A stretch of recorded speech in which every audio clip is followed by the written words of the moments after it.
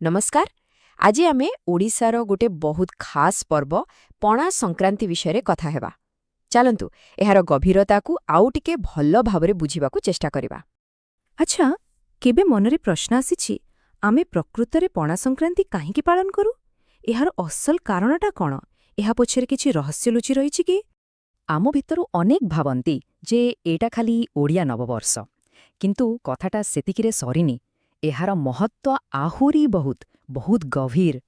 तेबे आसंतु एही गोटिए पर्व भितरे लुचि रहिथिबा अनेक रहस्यको गोटिए परे गोटिए खोलिबा आउ एहार प्रकृत अर्थ बुझिबा।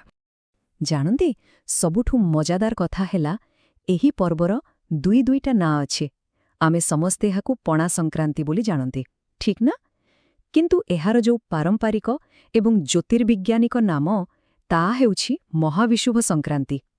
एइठु ही आरंभ हेउछि एहार प्रथम रहस्य। तेबे एही महाविषुव संक्रांति नाटा आमको कोण कहुचे? एहा सीधा सड़क महाकाशर एक बड़ घटना सह जड़ित। एहार वैज्ञानिक कारण हेउछि ठीक एही दिन सूर्य मेष राशिरे प्रवेश करंती आउ एही महाजागतिक घटना ही पारंपरिक भावे नुआ वर्षर प्रकृत आरंभ को सूचाई थाए। आउ जेतेबेले गोटे नुआ वर्षा आरंभ हुए सेतेबेले आम समस्तंक जीवनरे नुआ आशा नुआ स्वप्न भी तो जन्म निए। एही पर्व हेउछि सेही नुआ आरंभर एक सुंदर उत्सव। अच्छा, महाकाशर कथा तो बुझिले। एबे आसंतु पृथ्वी को फेरी आसिबा आउ एहार मानवीय दिग को देखिबा। एबे आमे सेही परंपरा विषय जानिबा जहा सेवा ओ पुण्य सहित जोड़ी होई रहिछि। एही पर्वर आत्मा हेउछि दान। पुराण कुहे एही दिन निस्वार्थपर भावे दान कले स्वयं भगवान विष्णुंकर विशेष आशीर्वाद मिली थाए। एहा प्रकृतरे सेवार दिन। तेबे लोकमाने कौन दान करंती? जल, पणा, छत्ता, खाद्य एसबु। आउ एहा पछरे गोटे बहुत सुंदर कारण अछि। एही समयरु ही प्रचंड ग्रीष्म आरंभ हुए, तेनु एही सबु जिनिस लोकंकु खरारु टिके आराम देबारे साहाय्य करे। एही परंपरा आमकु गोटे बहुत बड़ शिक्षा दिए। ताहा हेउछि अन्यमानंकु सहायता करिबा ही सबुठारु बड़ धर्म। एहा ही ए पर्वर प्रकृत संदेश।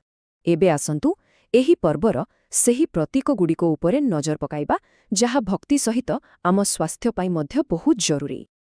एही पर्वर सबुठारु प्रसिद्ध जिनिसटा कौन? निश्चय पणा। एहा एक पवित्र पानीय जहा बेल, गुड़, दही आउ पानी रे तयारी हुए। देखिबाकू जेतिकी सरल, पीवाकू सेतिकी लाभदायक। आउ याहा खाली गोटे परंपरा नुहे, एहा पछरे विज्ञान भी अछि।